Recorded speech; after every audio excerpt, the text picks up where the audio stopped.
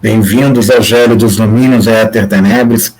Bem, a gente tem agora em maio, não, nesse momento são 15 de maio, mas quase meia-noite, daqui a pouquinho vai ser 16 de maio, e 16 de maio é aniversário do Roy Kerr, que é o cara dos buracos negros que giram, né? Então eu pensei em 19 de maio é dia do físico, é o nosso dia. Então pensei em algumas coisas, em fazer algumas coisas especiais, na verdade, andar com coisas que estão andando, como a leitura dos textos de geometria diferencial, retomar lá o texto do Weil, esses livros clássicos, históricos, né, do Weil, e até porque ano passado o canal começou a funcionar efetivamente, ele funcionou a partir de abril, mas começou a funcionar de forma como efetivamente, a partir de abril ele funcionou como de forma, como é que eu falava mesmo? Experimental. Né? Aí, a partir de 19 de maio foi a inauguração do canal com uma primeira resenha do Gravitation, que inclusive a gente depois não tocou mais.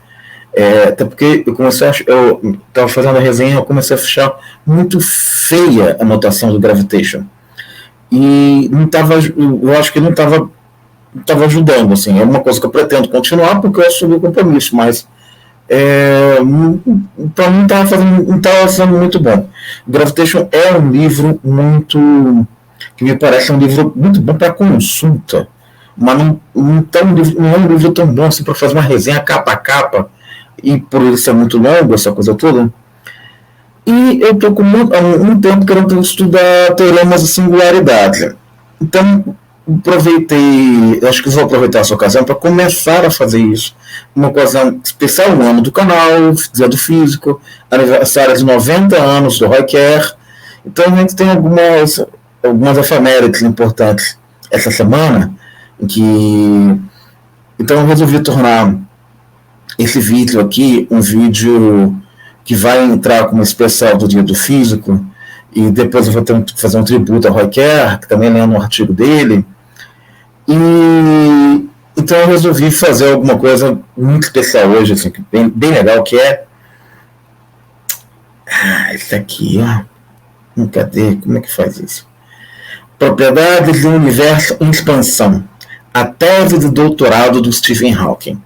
Hoje eu só vou fazer o capítulo 1, mas prometo fazer os próximos capítulos ainda antes de maio se encerrar. Eu nunca faço isso, eu vou ver se funciona. Essa tese, ela está na página eu nunca levanto ao mesmo tempo dois arquivos, né? E ela está na página da Universidade de Cambridge. Como é um documento histórico muito importante, eu resolvi trazê-la na íntegra aqui, mas eu vou colocar lá nas referências, para quem quiser dar uma olhada. Ela tem essa capa feia, né, assim, né, sem nada, e aí dentro começa tem um pouco de conteúdo, né, e onde tem aqui o título da tese, né, aqui é a tese mesmo, Propriedades do Universo em Expansão, por Stephen William Hawking. Essa lá é a primeira página, realmente um documento. Será que eu consigo ler isso aqui? Implicações e consequências da expansão do universo são examinadas. No capítulo 1, nós mostramos a expansão cria dificuldades para a teoria de Hölder-Marlikar da gravitação. No capítulo 2, nós discutimos a perturbação e a expansão do universo de universos isotrópicos, e a conclusão é que as galáxias não podem ser formadas como resultado de pequenas flutuações iniciais. A propagação e absorção da radiação gravitacional é investigada, e a aproximação parece que a primeira aproximação, ou seja, eu fiz questão de ler isso aqui, assim, para mim particularmente tem um caráter até meio sentimental. No capítulo 3, a radiação gravitacional é explicada, o universo nós examinamos e adotamos uma coisa sobre expansão. Tá bem, o que eu vou fazer aqui concretamente? Eu vou ficar pulando daqui para lá, de lá para cá, daqui para lá, e algumas coisas eu vou tentar realmente ler na tese. Ele faz aqui uma introdução sobre. Mas hoje o que eu realmente vou fazer é discutir o primeiro capítulo da tese, até porque ele publicou os capítulos da tese em separado, como artigos em separado. E algumas coisas que eu queria notar aqui, ele escreve aqui a métrica de Friedman Robert Walker. Não, olha que incrível, assim, né? Ele tá aqui os textos e tudo, e as coisas, aqui tem a equação de campo, tudo na mão, né? Então era um documento histórico. Aqui tem os agradecimentos. Eu estou grato ao meu supervisor, que é nada mais que o Esquiama, né? E agradeço também ao Carter, ao Ellis, pelas discussões úteis. Eu estou em débito com alguém que eu não consigo ler o nome, acerca das entidades de Bianchi, no capítulo 3. A pesquisa descrita nessa tese ocorreu com parte dos meus estudos para doutorado. E aqui a assinatura dele, Stephen William Hawking. Bem, e aí é o primeiro capítulo, né, onde ele fala da teoria de Hawley-Naidekar da gravidade. E com isso eu abandono aqui a tese dele e eu volto então para minha apresentação mesmo. Esse é o título da Propriedades do Universo em Expansão, a tese do doutorado do Stephen Hawking. Essa é a página lá da Universidade de Cambridge, onde eu baixei a tese, né? Bem, eu fiz todo esse produto, mas sempre se tornou uns vídeos para cá o hábito da gente pedir dinheiro, e eu também queria pedir uma outra ajuda. Eu estou precisando imprimir umas coisas aqui, se alguém poderia imprimir para mim, que é uma impressão grande de uns trabalhos acerca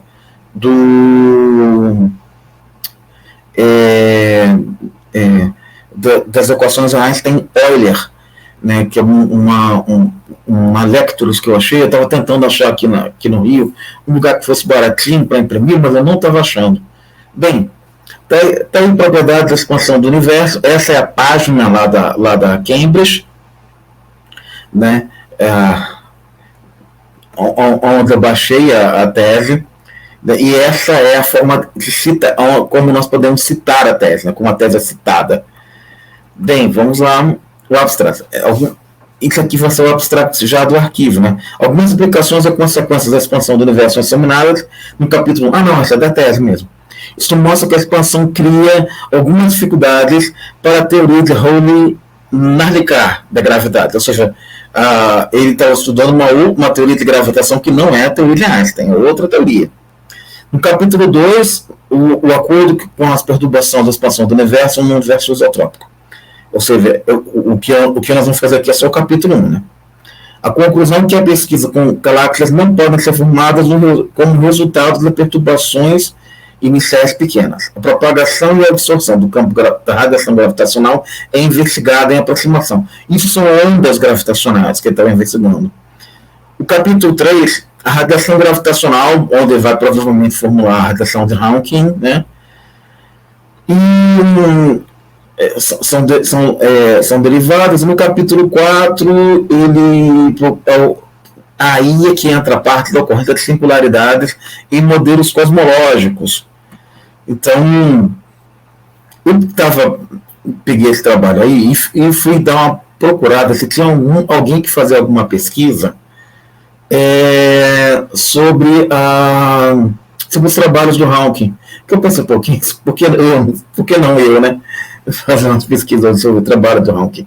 Então, eu achei aí o professor Stephen Hawking foi um grande cientista no campo da física. Ao longo do século XX, início do XXI, teve 159 artigos publicados. entre 66 e 2017. Entre e as investigações dele iam de cosmologia, buracos negros, a mecânica quântica. O foco desse paper aqui, desse paper que eu estou mostrando, é o impacto das contribuições do Hawking. Então, que faz um balanço. E aí eu levantei todos esses papers que estão aí, são os papers que fazem um balanço do estudo do Stephen Hawking e os seus respectivos das contribuições ao longo do Stephen Hawking, ao longo da história, né? E eu fiquei bastante interessado nisso, obviamente, bem, pode ser alguma coisa mais para fazer no futuro, né? Pelo menos as referências são colocadas. Então, vamos ver o que eu posso fazer depois disso aí, em termos de publicações e tal. E eu resolvi, como eu disse, o Hawking tinha separado a tese dele em 4 capítulos, como nós vimos, e cada um dos capítulos é um artigo. Então, que ele publicou na Procedure Royal Society de Londres. E esse é o primeiro artigo, que é o artigo acerca da teoria do Rayleigh-Licard da gravitação. Né?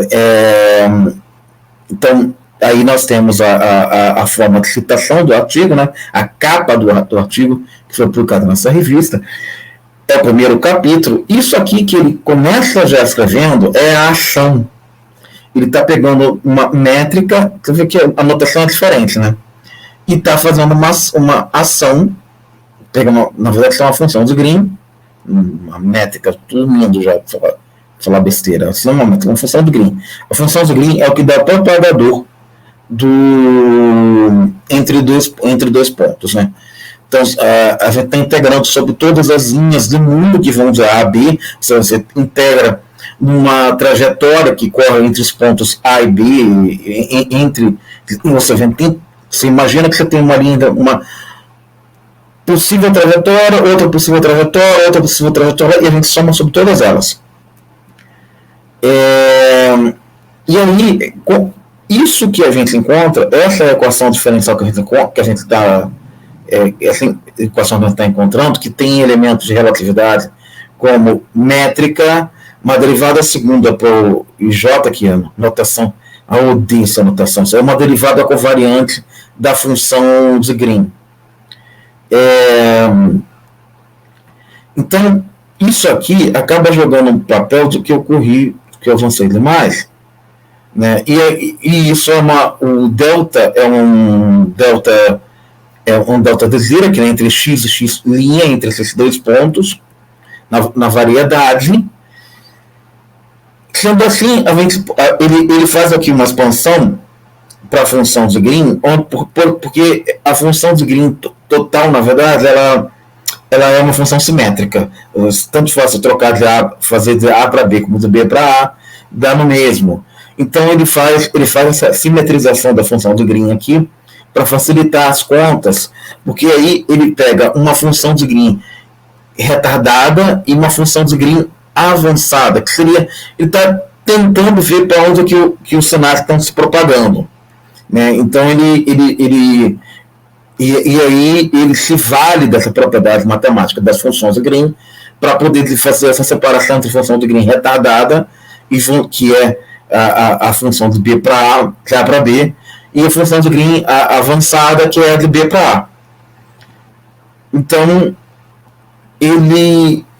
quando ele pega essa ação e ele minimiza essa ação, ele encontra essa corrente conservada, que é, na prática, uma equação de campo, né? E isso aqui é a teoria de Rayleigh-Licard. Aí é fácil, alguns tópicos têm que ser mostrados aqui.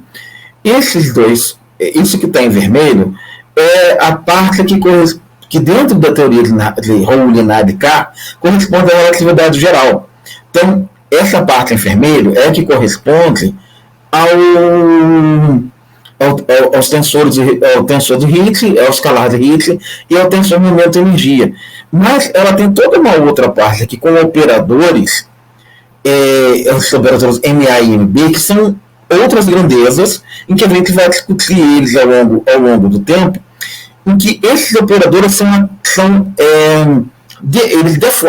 a gente poderia dizer que eles estão deformando a relatividade, a equação de campo da relatividade, mas em um certo limite eles acabam, a equação de campo da relatividade é reobtida. Então, nesse sentido, a equação do campo da relatividade ela é uma teoria efetiva.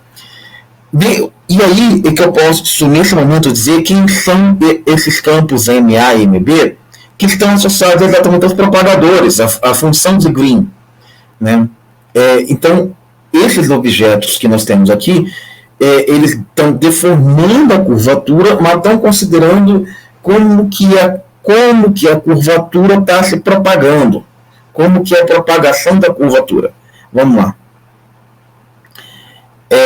A gente tem, então, 9 equações de campo de 10 componentes para os elementos da métrica. Isso aqui é bem diferente, né? Assim, aí ele faz uma imposição de Rho-Linear-Ricard na 10ª equação, em que ele faz com que o propagador seja uma constante. Olha só que interessante. Aí, quando o propagador é uma constante, ou seja, ele faz com uma constante, ele faz uma outra aproximação que ele chama de fluido suave, que é os dois propagadores ali, ele é constante, você tem os dois propagadores em A e em B, eles acabam implicando em M0, então, que é M0 ao quadrado, que é uma constante. Então, acaba que a gente cai novamente numa equação de campo de Einstein, só que com o propagador, né? Olha só que bem.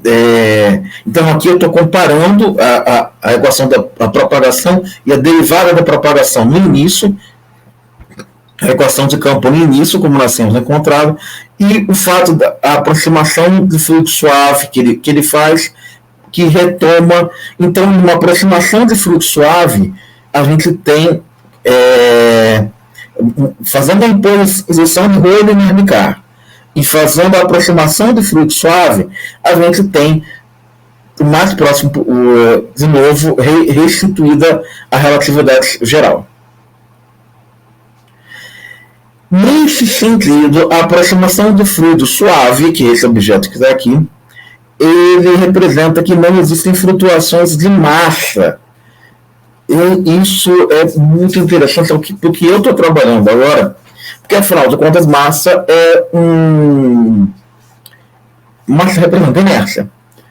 Por um lado representa inércia, por outro lado representa a fonte do campo gravitacional. Então, se você não tem flutuações de massa, você não tem flutuações de inércia. Né? Eu poderia dizer que não tem flutuação do campo gravitacional, porque, pelo princípio da equivalência, a massa gravitacional e a massa inercial são as mesmas, ou seja, são coisas que eu preciso estudar. Isso aí ele faz uma esclarecimento, que é uma importante diferença. Contudo, entre as duas equações do campo, a interação direta da partícula na teoria geral da relatividade, você tem interação direta de partícula na teoria geral da relatividade. E a métrica satisfaz as equações de campo que são admissíveis. Porém, a interação direta nessas soluções de campos são admissíveis satisfazer uma requisição. Ele quer fazer aqui uma requisição.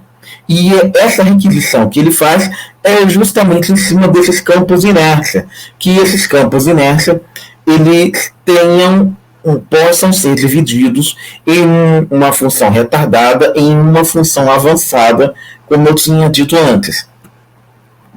Essa exigência é altamente restritiva, segundo o Hawking.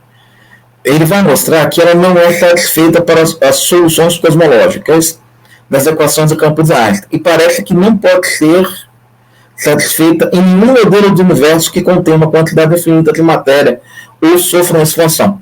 Isso aqui, preciso gravar isso que eu estou lendo aqui, porque eu não consegui, em tempo, ver se isso mudou. Pensa que foi escrito em 1966. Eu não consegui, se teve alguma mudança nesse approach do Rho-Linear-Ricard quanto a essa restrição. Então, é uma coisa que fica, se alguém que está vendo aí sabe que tem uma mudança, por favor, chame a minha atenção, tá? Porque eu realmente não sei.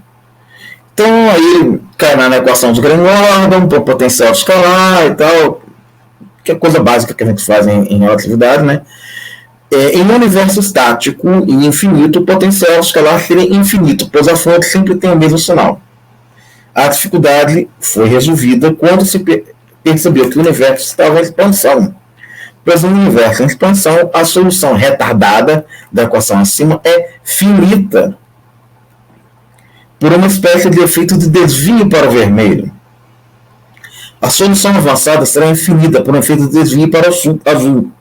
Isso não é importante na teoria newtoniana, pois somos livres para escolher a solução da equação de campo e, portanto, a gente pode ignorar a solução avançada infinita e tomar simplesmente a solução retardada finita, que é, inclusive, que é a solução que está totalmente vinculada à expansão do universo, né, que é aquilo que a gente detecta, que é o desvio para o vermelho.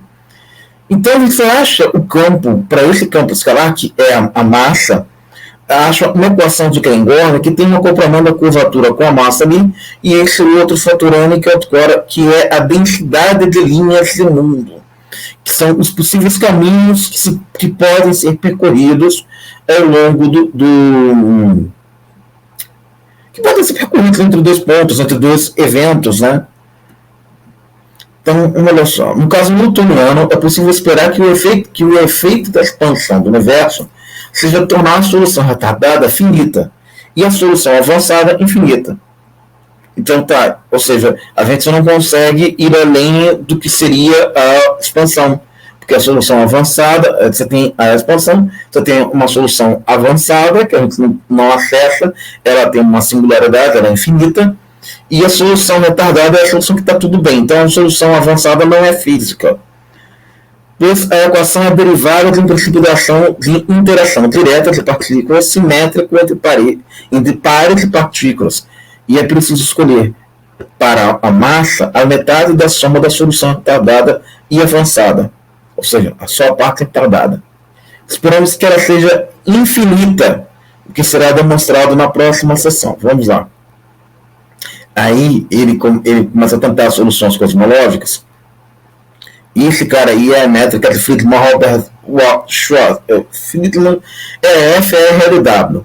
Friedman Robert Lemaitre Waters. Acho que agora foi, né? Aí ele faz uma mudança de coordenadas. E é interessante que nessa mudança de coordenadas ela fica como uma métrica conforme, né? E aí, onde ele deduz quem é que é esse cara conforme que ele estava precisando lidar, né? Eu tô na dúvida se ele deduz ou se ele chuta. Tô achando que ele chuta. Mas aí a gente vai discutindo aqui, porque isso aqui, sempre que você tem estruturas conformes, quem melhor trabalhou com isso foi o De Sitter, que inclusive é o símbolo lá do canal, né? Então tem o De Sitter e o Einstein trocando ideia, que é um dos grandes relativistas, né? E o modelo de De Sitter do universo, que eu não estou discutindo aqui, mas que merecia que é um modelo de pura poeira repulsiva. Seria um modelo de pura constância cosmológica. É exatamente a charge do símbolo do canal, que é o De Sitter soprando um balão que seria o universo. Então, o De Sitter na forma de lambda, em forma de constância cosmológica.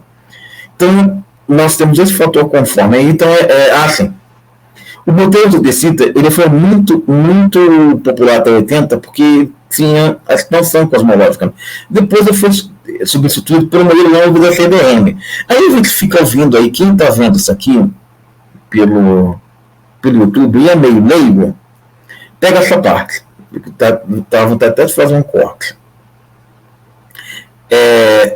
O modelo do tal do Big Bang não existe. Isso é uma coisa que as pessoas falam. Os modelos eles vão sendo incrementados ao longo dos anos e não é o modelo do Lemaitre, que não deve ter durado 20 anos. Surgiram muitos outros modelos com expansão, atualmente, o modelo é o nome da CBDM que tem desde a década de 80, mas que vai ser substituído já também, alguma coisa, né? Então, para poder incorporar as mudanças observacionais que a gente detecta. E outra coisa, e o modelo, como vocês podem ver aqui, o modelo cosmológico não é a teoria. A teoria é a relatividade geral. A relatividade geral gera um modelo cosmológico e, às vezes, a interação com outras teorias também, mas, por exemplo, a gente ainda não tem um modelo de física nuclear para o início do universo muito bem estabelecido, coisas do tipo. Então,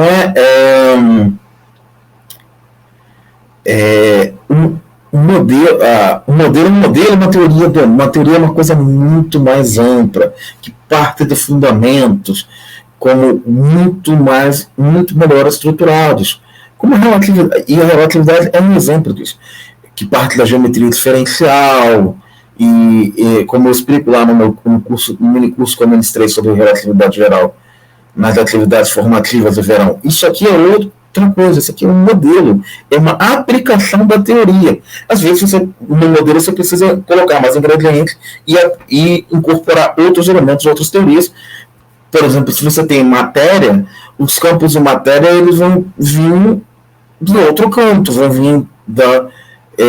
eles vêm nesse setor aqui, ó, que é do TIK ali, que é o tensor de momento de energia. Ali vem os campos de matéria em formas de equações de estado, e esses caras, essas equações de estado são deduzidas da física nuclear, no momento da QCD, né? Da cromodinâmica quântica, da hidrodinâmica relativística. Então, que acaba interagindo com. Então, é daí que a gente deduz. Então, o modelo ele pode surgir do diálogo de duas teorias e até apontar para uma unificação, mas o modelo é diferente. O modelo ele é uma aplicação, ele não é uma teoria. Isso é uma coisa que é importante ver, e quando eu estou avançando aqui, tá. Então, a gente tem lá o universo estacionário de De Sitter, onde ele tem uma curvatura K igual a zero e ele se expandindo no tempo, né, um tempo entre menos infinito e infinito, um fator conforme dado em relação à expansão temporal dele, e um raio que crescia, né? Então, e esse modelo ele tinha essa equação aqui, que é uma equação de Krengor para os propagadores de inércia, né, do modelo, e que estava comparado aqui com a curvatura. Beleza, então esse modelo, nós temos aqui um elemento de linha com elemento de linha conforme, que tem, e o elemento conforme que foi o De Sitter que deduziu. Eu não estou deduzindo dele aqui, porque isso fica um dia para a gente ver lá com o De Sitter. Fica como o spin-off dessa apresentação. Então, eu estou reescrevendo essa equação em termos das derivadas, né? Estou fazendo o operador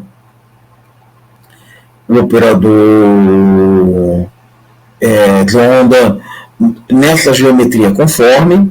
Então, estou abrindo ele nessa geometria conforme e aplicando a função de Green aos propagadores, né, como se deve fazer com a função de Green. Então, nós temos para conseguir entender como é que se dá a propagação desse objeto.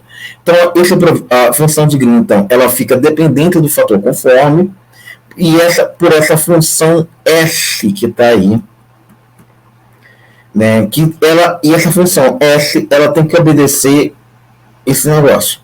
Tem que obedecer essa condição, onde o delta do lado direito é um delta de aqui em 4 dimensões. Muito bem, o que eu estou fazendo agora? Então, finalmente, eu encontro como é que a inércia se propaga em termos do meu operador, em termos do meu fator conforme, em termos da função de Dirac, do fator conforme e do raio. Então, assim, a função de Dirac ela faz o Rho ela é como se fosse como se ela pinçasse, né? Pinçasse um valor em determinado ponto. Então vai ter um delta 2 ali que, fora dessa posição do delta 2, para o raio, se o raio não assumir esse valor, aquilo tudo ali é zero, e do outro lado também. E essas duas soluções caem com 1 sobre ρ. Logo, esse cara, para raios muito pequenos do universo, ele vai se propagar muito, muito melhor, porque vai com 1 sobre ρ. Né? Mas tem esse problema. Esse propagador ele só funciona para tempos entre o tempo tal 1 e tal 2. No tempo tal 2 você tem lá a emissão da inércia, uma partícula de inércia, podemos dizer assim. Então, nós escrevemos finalmente como é que a inércia se propaga, e aí nós temos os dois propagadores, o M retardado e o M avançado. Né? Então, escrevendo o M avançado em termos da soma total em termos do fator conforme, da soma total de todos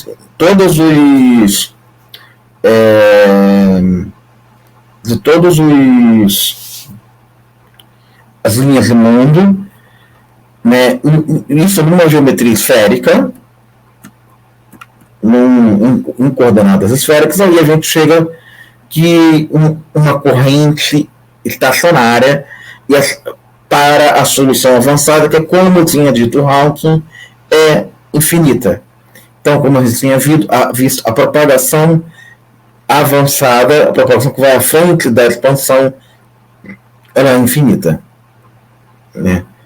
Pois bem. Mas a solução retardada não vai ser. Aí a gente tem a solução retardada, e a solução retardada ela fica bonitinha em função do tempo t, ela tem um comportamento decente, e então a gente tem uma propagação em cima dessas n linhas de mundo. O Hawking ele precisou, isso ele fez no apêndice, lançar a mão desse campo C aí, para poder fazer a minimização dessa ação. Bem, aí nós temos a função de Green, e esse campo C field, né, ele define dessa forma com a função de Green. Né? Então fica aí o campo C, porque o que ele está querendo fazer aqui é que a função de onda desse campo C, ou seja, as ondas, como esse campo C representa um propagador, as ondas de propagação, elas são um tipo de corrente conservada. Né? E, nesse sentido, elas obedecem, como uma corrente elas obedecem ao teorema de Gauss. Então, eu posso escrever um teorema de Gauss para elas, apenas como faço com uma corrente.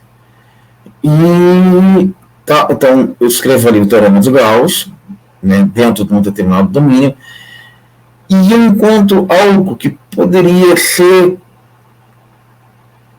pensado como... Eu gosto muito de falar em termos de fluidos, né, sempre. Acho que isso aqui eu consigo pensar como se fosse tipo de uma equação de continuidade. Sim, aí é interessante. Que eu estava falando com uma equação de continuidade, né?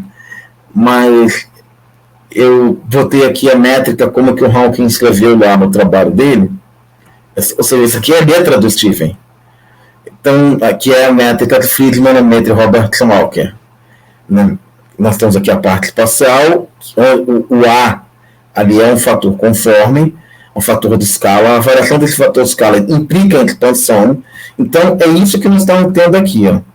Porque esse teorema de Gauss, esse campo C, ele está nos dando uma relação, ele está sendo integrado em todos os... Ele é uma integral sobre todos os fatores conformes espaciais, sobre todos os critérios de expansão da parte espacial da métrica. Então, Então, nós temos a parte espacial da métrica, o fator conforme implica expansão ou contração, se eu estiver aumentando a expansão, né? Com isso, a gente tem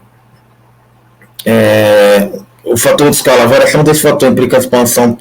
A gente escreve, então, o tensor de Riemann, só que esse tensor de Riemann aqui está para um universo de Sitter, que é tipicamente uma geometria uma geometria de Sitter que tem curvatura constante, né?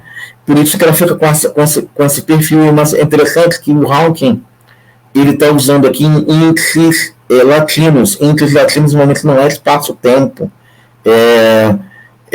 são índices só do espaço, porque justamente ele está se interessando, isso faz todo sentido, vem daqui, ó, que ele está se interessando pela parte espacial. Então ele está querendo ver como é que a curvatura da parte espacial muda de acordo com a passagem do tempo cosmológico.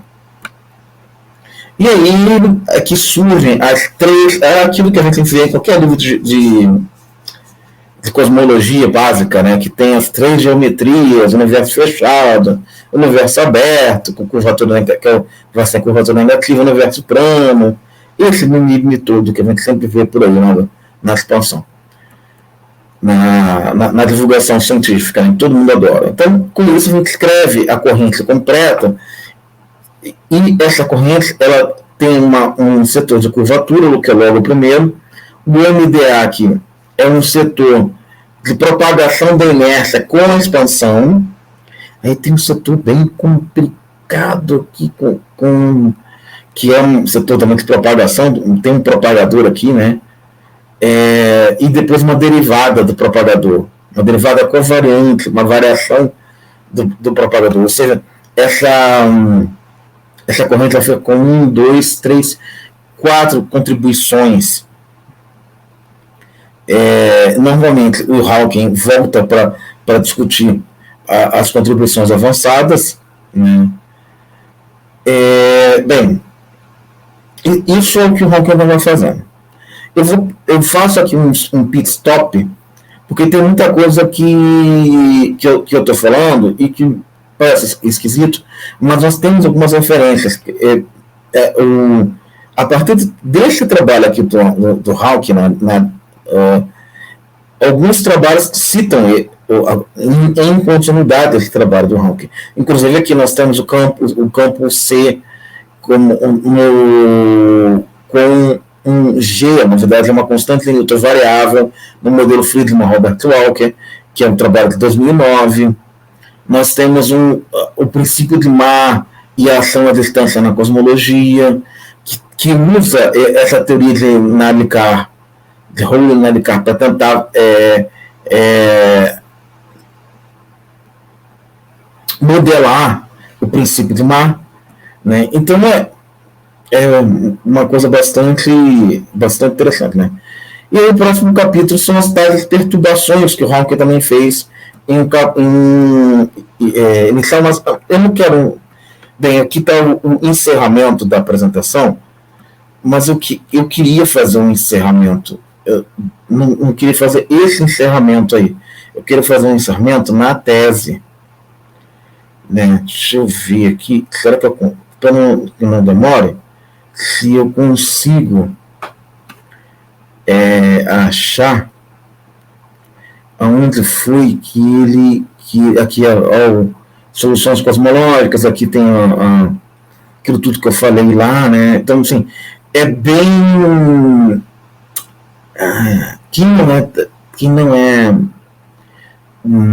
que não é da área, deve estar apanhando. Se tentou ver esse vídeo aqui, vai apanhar, que é bem difícil, né? São uma tese de doutorado, então por mais ser uma tese de doutorado de 1966.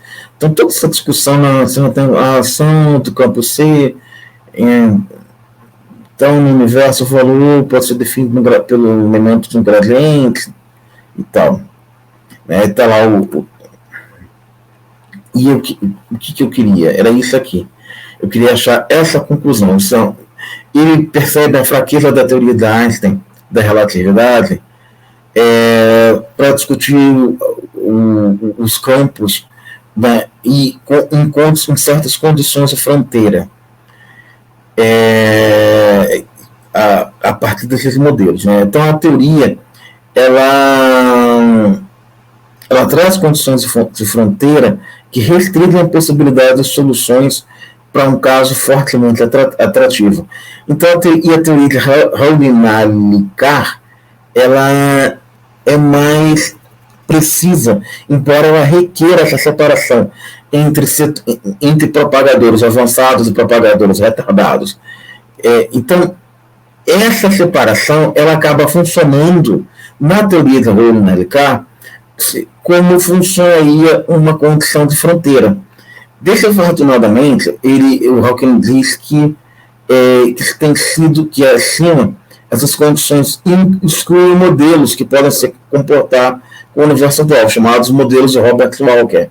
Então, os modelos, essa teoria estava em contradição com os modelos de Robert Walker. E isso fica interessante, né? Porque se as observações que a gente tem por aí, elas venham contradizer o atual modelo cosmológico, nós temos modelos em paralelo que podem discutir isso.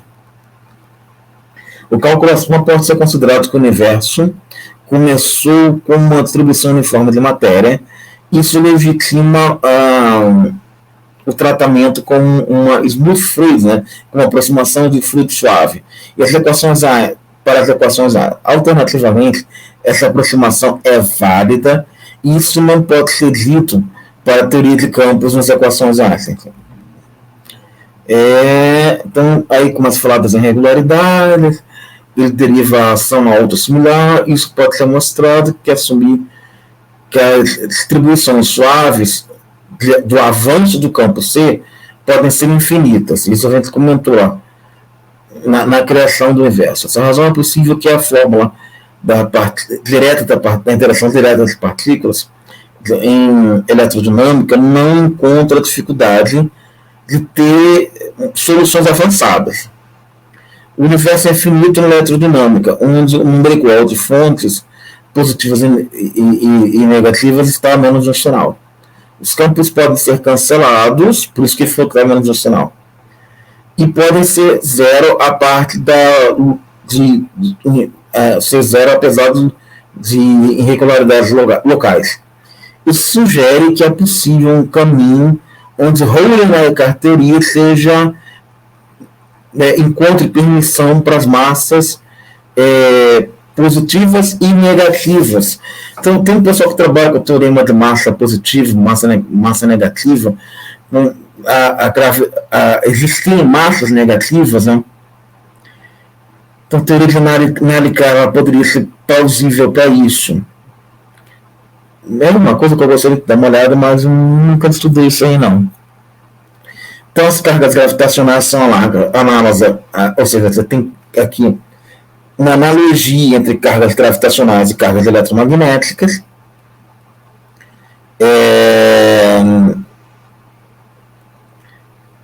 Isso temos cargas gravitacionais positivas, seriam ligadas à massa inercial. Bem, esse é o trabalho do Steven, e aqui estão as referências que ele citou para fazer esse capítulo. Bem, depois ele já entra no capítulo 2. O capítulo 2 já sai metendo de geometria diferencial aqui, logo de saída. Que bonito, né? Ele já mete logo a geometria diferencial ali para fazer as perturbações. Já tem aqui o tensor de Riemann em uma variedade riemanniana, não sei o que e tal. Bem, isso aqui são fluidos, né? São fluidos relativísticos que ele está calculando, são propriedades de fluidos relativísticos: expansão, shear, aceleração, rotação e tal. Bem, isso não é para agora. Ele escreve uma revisão de um jeito bem interessante aqui. Então, isso não é para agora. Ou seja, aqui nós temos as equações de campo, né? Isso eu vou fazer em outro momento. Nesse sentido, eu vou, ou seja, eu pretendo ainda, no decorrer de maio, fazer terminar a tese do Stephen, né? Mas assim, a questão toda talvez eu não consiga, porque eu quero tentar entender melhor algumas coisas, como que eu acabei deixando em aberto aqui, uma leitura de uma tese de doutorado, né? Como, por exemplo, como é que essas coisas estão hoje, né? Quais passos foram dados, a gente tem, a gente poder, eu sei que existe pesquisa sobre, inclusive tem até um teorema de massa negativa e tal. Em que passo que isso ficou hoje em dia? E ainda, isso para mim ainda é bem misterioso. Eu sei que tem um cara, o Sérgio Almaraz, lá na UF, mexe com umas coisas assim. Na matemática, não na física, não. Então eu estava querendo, bem, o simples fato de fazer essa tese, de ler essa tese, eu já abre algumas perspectivas novas de investigação aqui no canal. E para mim, e principalmente, está lá no último capítulo, mas é que eu estou com muita vontade de estudar os teoremas. Não é os teoremas mesmo? Já está tarde. Eu estou ficando sonolento. Os teoremas singularidades. Estou bastante. Bem, ainda nessa fase aqui das comemorações aí do aniversário do Roy Kerr, que é hoje, né? E do dia do físico, que é domingo, vai ter mais coisas. Aí eu vou reafirmar. Como é que eu reafirmo isso? Reafirmar aqui o pedido de colaboração com o nosso canal e se alguém puder me ajudar com alguma xerox do material que eu estou fazendo aqui, eu vou botar o material depois no primeiro comentário. Se alguém puder, alguém for aqui do Rio, ou quiser me mandar para o SEDEX, um material grande que eu estou lendo sobre equações de Einstein, de campo de Einstein-Euler, que é a formulação 3+1. E eu estou estudando isso, na verdade, eu tinha ido para alguma coisa bem por aí nas atividades formativas de verão, e eu estou querendo aprofundar bastante nesse negócio. Einstein-Euler é um negócio bem bonito, assim, que está devendo em pouco na comunidade física e matemática. Então, eu agradeço a quem ficou aqui até esse tempo todo, e sejam sempre bem-vindos ao Gélio dos Domínios Etertenebres. Valeu, falou.